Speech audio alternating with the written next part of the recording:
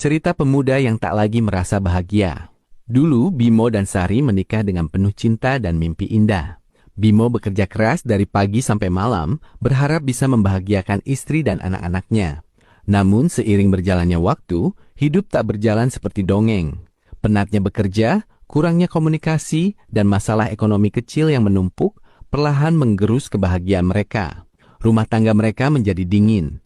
Setiap kali pulang kerja, bukannya disambut senyum, Bimo sering mendengar keluhan.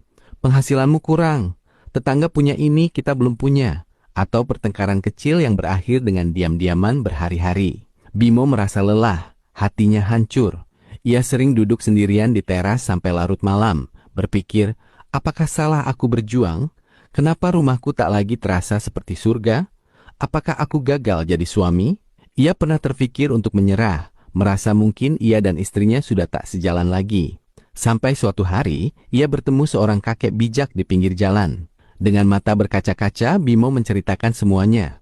Kakek itu tersenyum lalu berkata pelan namun tegas, "Nak, lihatlah pohon besar di sana. Di musim kemarau, daunnya menguning, kering, dan tampak mati. Tapi akarnya tetap kuat bertahan di dalam tanah. Saat hujan turun, ia kembali hijau dan rimbun. Begitu juga rumah tangga kalian. Kalian sedang berada di musim kemarau, kekeringan kasih sayang.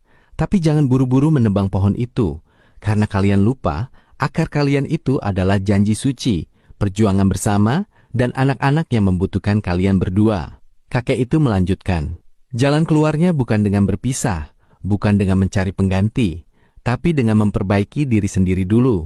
Berhenti menuntut pasanganmu berubah. Mulailah kamu yang berubah. Pulanglah, turunkan egomu, hilangkan kata aku, ganti dengan kata kita. Berhenti menghitung apa yang kurang, mulailah menghitung apa yang masih ada.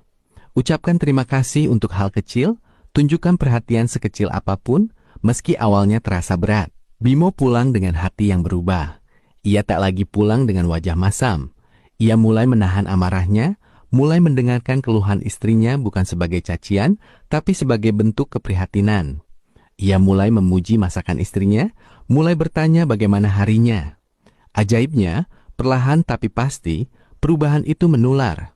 Melihat suami yang dulu dingin kini berubah lembut, hati Sari yang keras pun meleleh. Keluhan berubah menjadi perhatian, diam-diam berubah menjadi obrolan hangat. Masalah ekonomi masih ada, beban hidup masih berat, tapi satu hal yang hilang, kesedihan dan kedinginan itu sudah lenyap. Bimo sadar sekarang, rumah tangga yang harmonis itu bukan rumah tangga yang tak pernah punya masalah, tapi rumah tangga yang meski banyak masalah, keduanya